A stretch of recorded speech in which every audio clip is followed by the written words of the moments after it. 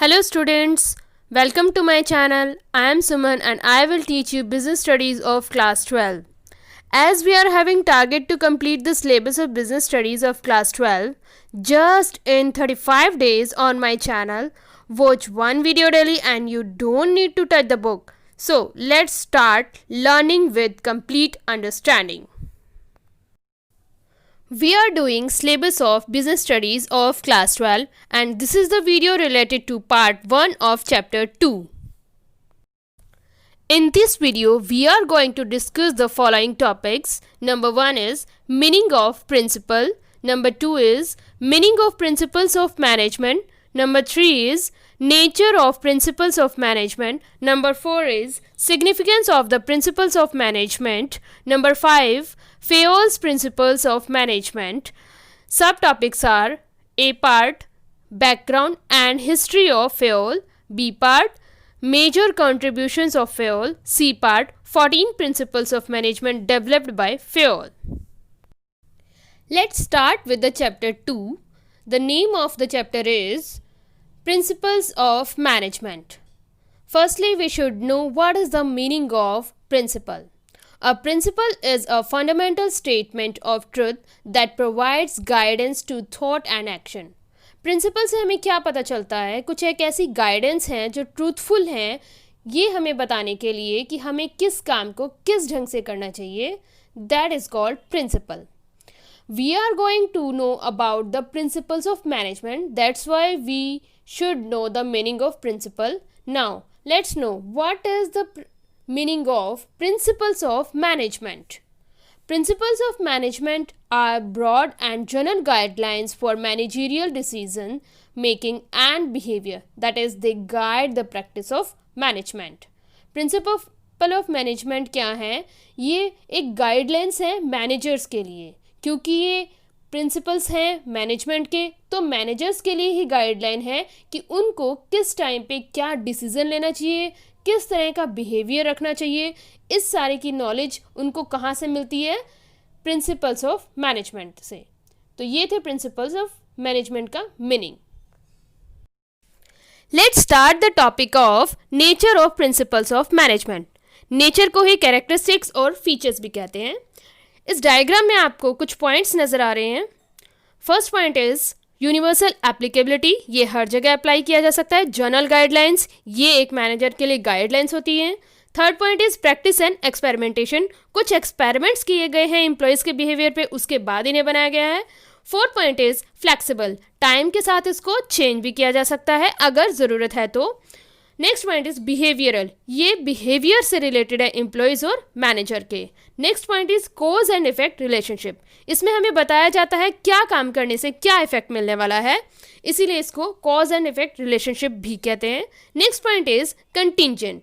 ये कंटिंजेंट है, फिक्स नहीं है कि आपको जो प्रिंसिपल्स दे दिए गए हैं वो हर सिचुएशन में अप्लाई होंगे. जिस सिचुएशन को टेस्ट करके ये प्रिंसिपल बनाए गए हैं उसी सिचुएशन में अप्लाई होंगे, या किस तरीके से इन प्रिंसिपल को अप्लाई करना चाहिए ये डिपेंड करता है मैनेजर के ऊपर. So let's know about these nature points in detail. Number 1 is universal applicability. That is, they can be applied in all types of organizations, business as well as non-business, small as well as large enterprises.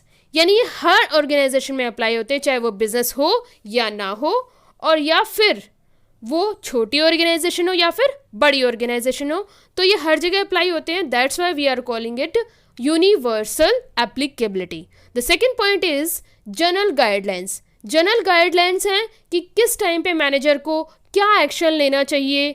ये एक readymade solution नहीं है कि आपको बता दिया गया है कि आपने ये चीज़ करने से ये ही होगा. ये जस्ट गाइडलाइंस हैं. ये मैनेजर को जानना होगा कि ये कौन सी सिचुएशन है और इसमें कौन से प्रिंसिपल को अप्लाई करके बेनिफिट लेना है बिजनेस के एनवायरनमेंट को देख के. और जो भी टाइम चेंजिंग प्रोसेस चल रहा है, न्यू टेक्निक्स आ रही हैं, बिहेवियर भी चेंज होता है सम एम्प्लॉयज़ का, उसके अकॉर्डिंग इन प्रिंसिपल का यूज़ करना है. सो इट्स नॉट कि आपने देखा और प्रिंसिपल को अप्लाई कर दिया. यू विल हैव टू जज the situation. These are only guidelines. The third point is formed by practice and experimentation. They are developed after thorough research work on the basis of experiences of managers. कुछ managers ने पहले experience किया employees के ऊपर, उनके behaviour को जज किया कि कौन से बिहेवियर की वजह से उनके ऊपर क्या इफ़ेक्ट पड़ता है, वो मोटिवेट हो रहे हैं या डीमोटिवेट हो रहे हैं या और ज़्यादा काम करने के लिए तैयार हो रहे हैं। ये सारी सिचुएशन को जज करने के बाद ही ये डिसीज़न लिए गए कि ये प्रिंसिपल होने चाहिए मैनेजमेंट के और इनको हर मैनेजर को अप्लाई करना चाहिए। इसीलिए कहा जाता है कि ये थोरो रिसर्च के बाद हैं अप्लाई किए गए हैं। So these are formed by practice and experimentation. The fourth point is flexible, which can be adapted by and modified by the practicing managers as per the demands of the situations, as they are man-made principles. अब ये flexible है, आप ये नहीं मान सकते कि आपको ये बता दिया गया है कि ये सिचुएशन में आपको ये बिहेवियर रखना चाहिए तो आपको वही रिस्पॉन्स मिलेगा। नो, वी कैन नॉट से। समटाइम्स सिचुएशन या बिजनेस एनवायरनमेंट या नई टेक्निक की वजह से कुछ चेंजेस करने पड़ सकते हैं, तो मैनेजर को फ्लेक्सिबल होना पड़ेगा, क्योंकि ये साइंस नहीं है, साइंस के प्रिंसिपल नहीं है, नेचर नहीं है। नेचर यहाँ पे कुदरत से कह रहे हैं कि कुदरत की बात नहीं है कि आपने मान लो गमले में पानी डाला है तो पौधा ही उगेगा। ये मैन मेड प्रिंसिपल्स हैं, नेचर ने नहीं बनाए हैं। So coming to the next slide, next point of the feature is nature of the principle is mainly behavioural. ये सारा डिपेंडेंट बिहेवियर पे है। Since the principles aim at influencing complex human behaviour, they are behavioural in nature.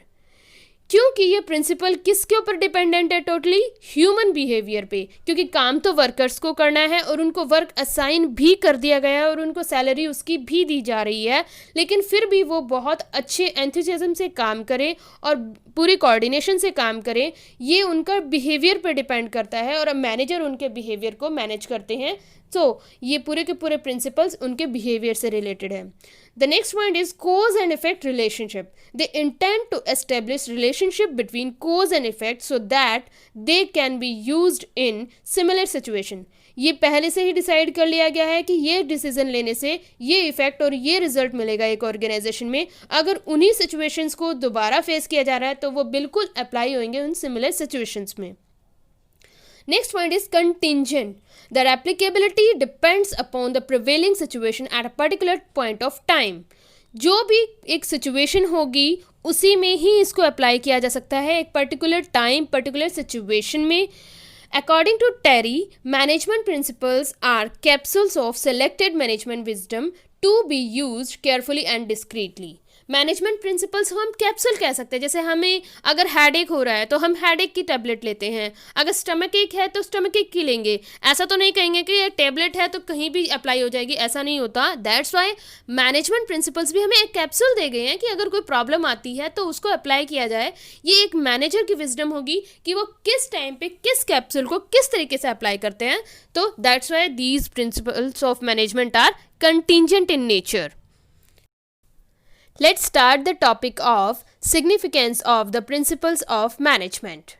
First point is providing managers with useful insights into reality.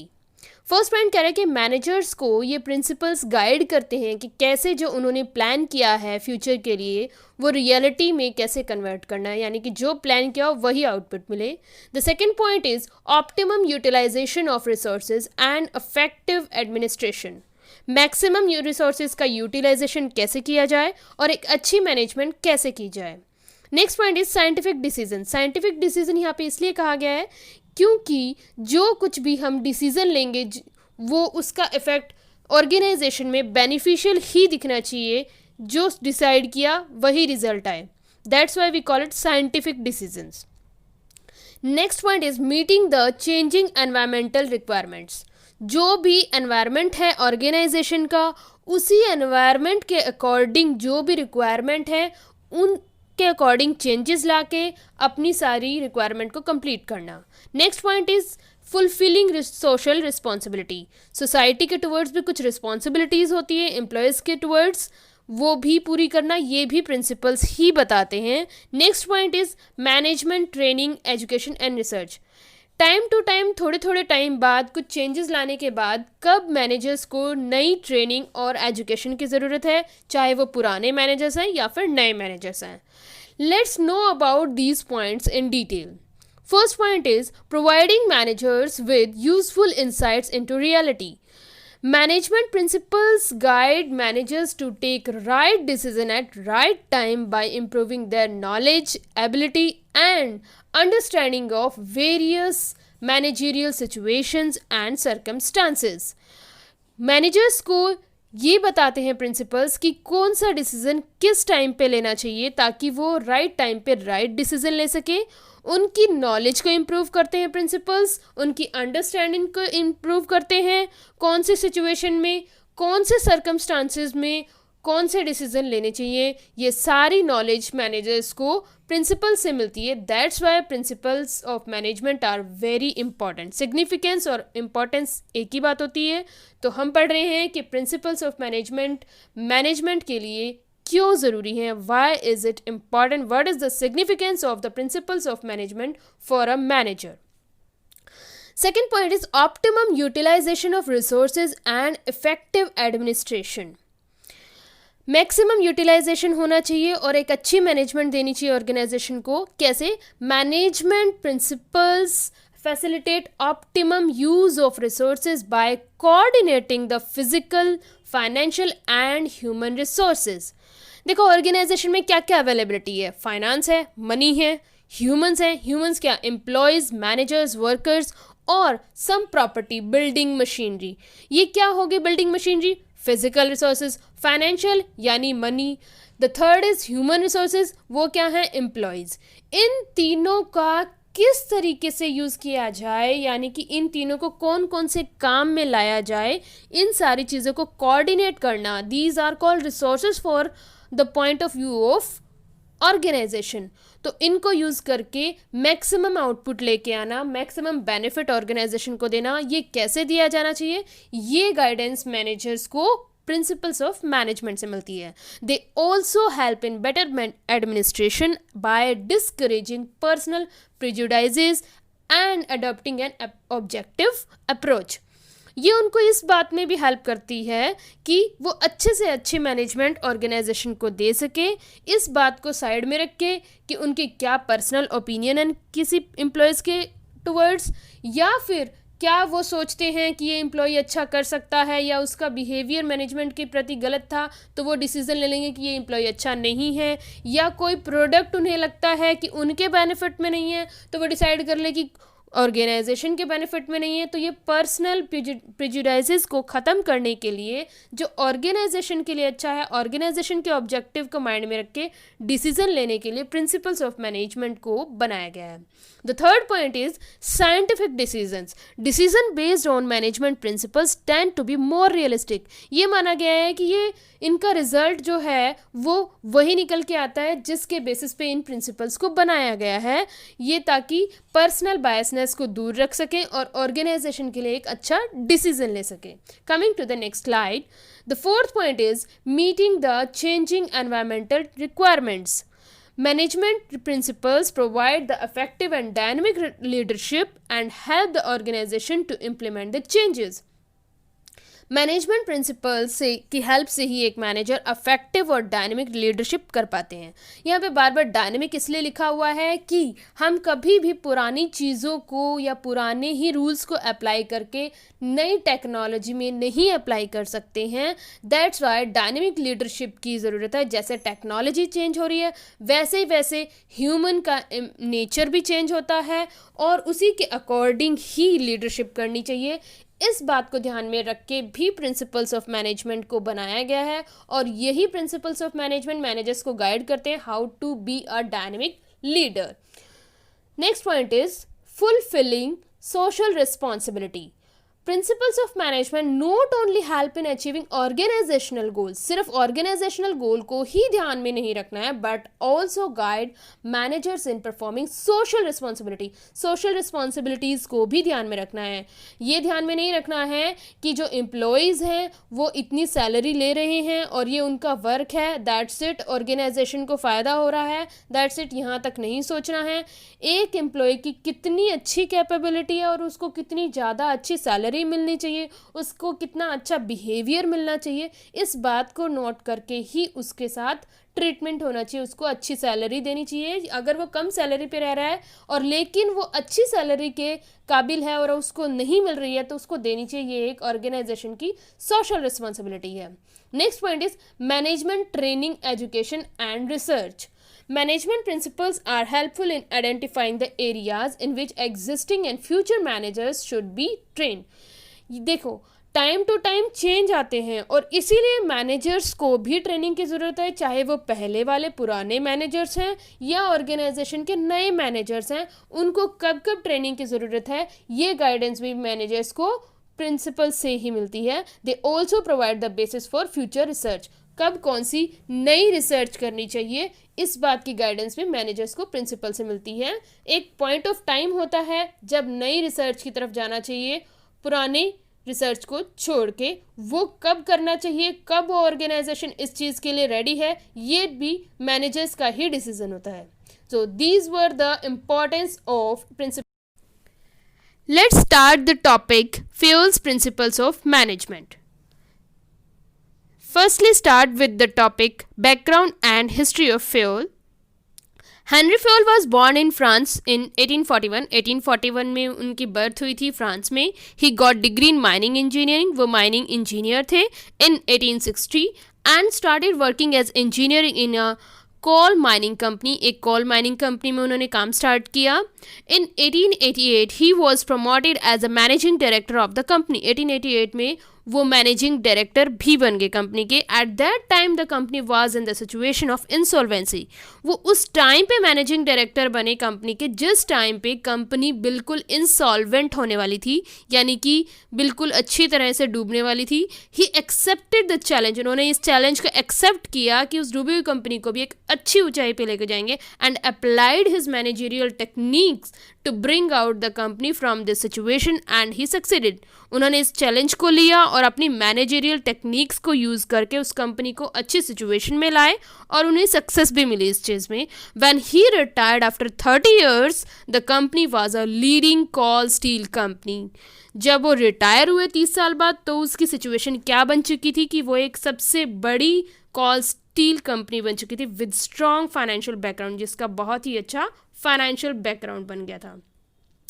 Coming to the next slide, the topic is major contributions of Fayol. Fayol ने क्या क्या दिया management के लिए. Henri Fayol became famous as father of management studies and thoughts. उन्हें father of management studies and thoughts के नाम से जानते हैं because of the following contributions. क्योंकि उन्होंने ये 3 पॉइंट्स हमें बता रहे हैं कि उन्होंने क्या क्या कॉन्ट्रीब्यूट किया. He made clear distinction between technical and managerial skill. Managerial skill को इम्पॉर्टेंस दी उन्होंने और बताया कि टेक्निक और मैनेजमेंट अलग अलग हैं और दोनों को साथ में चलना और दोनों की अलग अलग स्किल्स होती है जिनको यूज़ करना चाहिए. B part is he identified the main steps in the process of management. उन्होंने एक बताया कि मैनेजमेंट सिर्फ मैनेजमेंट नहीं है, उनके कुछ प्रॉपर स्टेप्स हैं which are considered the major functions of management, जिनके स्टेप्स होते हैं जिसको हर मैनेजर को फॉलो करना चाहिए. Planning, organising, staffing, directing, controlling. ये हम पहले भी पढ़ चुके हैं कि ये मैनेजमेंट के फंक्शंस हैं. C part, he developed 14 principles of management. उन्होंने कहा ये 14 प्रिंसिपल्स हैं जिसको हर मैनेजर को नोटिस में रखना चाहिए, उससे गाइडलाइंस लेते रहना चाहिए which act as guidelines for managers to perform managerial activities. So that एक मैनेजर को कभी भी कोई भी मैनेजमेंट से रिलेटेड कोई भी डिसीजन लेना है या कोई एक्टिविटीज़ करनी है, उसके लिए उसको प्रॉपर गाइडलाइंस इन 14 प्रिंसिपल से मिल जाएगी. Let's know about the 14 principles of management developed by Fayol. Firstly, we should know the total points and their names of the principles of management carefully.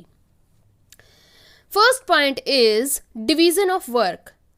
Fayol कहते हैं कि वर्क को हमेशा divide करके काम करना चाहिए, एक ही पर्सन पे सारे रिस्पॉन्सिबिलिटी नहीं डालनी चाहिए. Second point is authority and responsibility. Authority क्या होती है? किसी को पावर देना, कोई डिसीजन मेकिंग पावर. रिस्पॉन्सिबिलिटी यानी कि काम को करके दिखाने की रिस्पॉन्सिबिलिटी. ये दोनों ही होने चाहिए हर पर्सन के पास, तभी काम अच्छे से हो सकता है। Third point is discipline. Discipline हम सब जानते हैं बहुत ही ज़्यादा ज़रूरी होता है हर चीज़ में, ऐसे ही ऑर्गेनाइजेशन में डिसिप्लिन मस्ट है। Next point is unity of command. Command क्या है, यानी कि वन पर्सन ही, वन हेड ही होना चाहिए सम नंबर ऑफ एम्प्लॉयज़ पे। ऐसा नहीं है कि 2 या 3 हेड है और वो अलग अलग कमांड दे रहे हैं, तो एम्प्लॉयज़ कंफ्यूज हो जाएंगे क्या काम करना है और किसको अपना काम प्रेजेंट करना है। Next point is unity of direction. Unity of direction is different than command. Command में कह रहे हैं कि वन हेड होना चाहिए, डायरेक्शन में कह रहे हैं कि वन प्लान होना चाहिए और वन ही ऑब्जेक्टिव होना चाहिए और एक ही डायरेक्शन में काम करना चाहिए। इसके डिफरेंसेस भी पढ़ेंगे हम आगे। Next point is organisational needs over individual needs. Individual persons काम करते हैं ऑर्गेनाइजेशन में और हर पर्सन की अपनी अपनी नीड्स होती है और वो ज़्यादातर क्या सोचते हैं, अपनी नीड्स को पूरा करना। तो उन्हें ये रियलाइज़ कराना कि ऑर्गेनाइजेशनल नीड्स ही उनकी इंडिविजुअल नीड्स को पूरा करेंगी। Next point is fair payment for efforts. अगर कोई एम्प्लॉय ज़्यादा अच्छा काम करता है उसे ज़्यादा पेमेंट मिलनी चाहिए दूसरे एम्प्लॉय से। Next point is centralisation. Centralisation कह रहा है कि ये डिसाइड भी करना चाहिए कि किसके पास डिसीजन मेकिंग पावर हो या कौन इसके अंदर इन्वॉल्वमेंट दे सकता है। ये ज़रूरी नहीं होना चाहिए कि सिर्फ टॉप लेवल मैनेजमेंट के पास ही राइट हो कुछ डिसीजन लेने का या सजेशन देने का। तीनों लेवल्स पे राइट्स होने चाहिए, मिडिल लेवल और लोअर लेवल के पास भी डिसीजन लेने का। ये हम फर्दर डिटेल में पढ़ेंगे। Next is chain of command. ये स्केलर चेन के नाम से प्रिंसिपल है कि किस तरह की कम्युनिकेशन स्टाइल होनी चाहिए मैन ऑर्गेनाइजेशन में, कौन एम्प्लॉय किसको कांटेक्ट कर सकता है कम्युनिकेशन के लिए। हर एम्प्लॉय एक दूसरे को कांटेक्ट नहीं कर सकता। Next point is a place for everything and everyone. एक जगह बनी हुई होनी चाहिए कि कौन सा पर्सन कहाँ बैठेगा और कौन सा सामान कहाँ पड़ा होगा। ये भी एक पॉइंट नोटिस करना चाहिए मैनेजमेंट में। Next point is treat people equally. Her person को इक्वल बिहेवियर मिलना चाहिए, यानी कि रिस्पेक्ट मिलनी चाहिए हर किसी को। ये नहीं देखना चाहिए कि वो हायर अथॉरिटी है तो उसके साथ रिस्पेक्ट से बात करें।